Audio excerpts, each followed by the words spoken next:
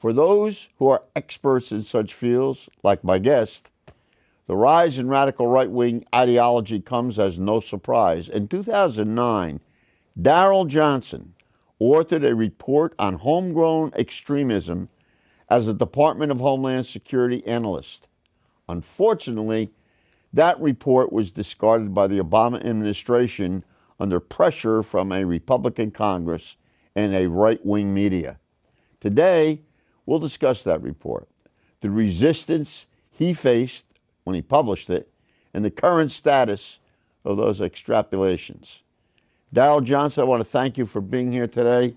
I'm proud of you as an American. You are a frontiersman as far as I'm concerned. Thank you, Bill. Last year, I organized a briefing. You were at it. Mm-hmm. I thought it was interesting. We talked about right-wing extremism from a number of people. And you have been at the forefront since 2009. We'll discuss that report in a few moments. But the New York Times wrote this about you. You better listen. The New York Times wrote this about you. Sure. Quote, his words drew fierce criticism from Republican lawmakers and conservative news media, labeling the report an unfair assessment of legitimate criticisms of the government. The document was retracted after Janet Napolitano, who was then the Homeland Security Secretary, apologized to veterans, and the extremism and radicalization branch was quietly dismantled. Is that a fair assessment, or what would you add to it?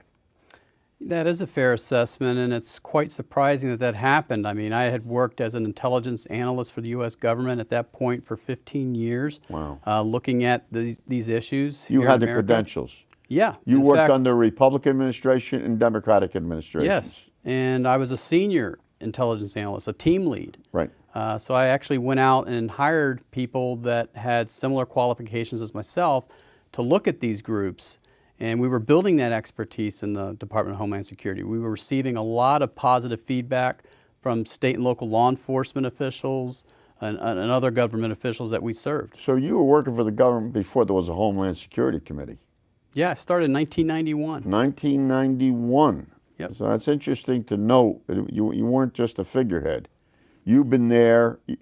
Someone might say, I don't say, but someone might say you were a career person with the government looking at those folks who want to do us harm. Yes. And what's the first thing that comes to your mind when you talk about that period of time? What's the first thing, Daryl, that struck you about your review, your investigations up to that moment? I was just doing my job, what I was trained to do. And so this whole report that I wrote in 2009 actually began with a phone call from the Capitol Police in 2007.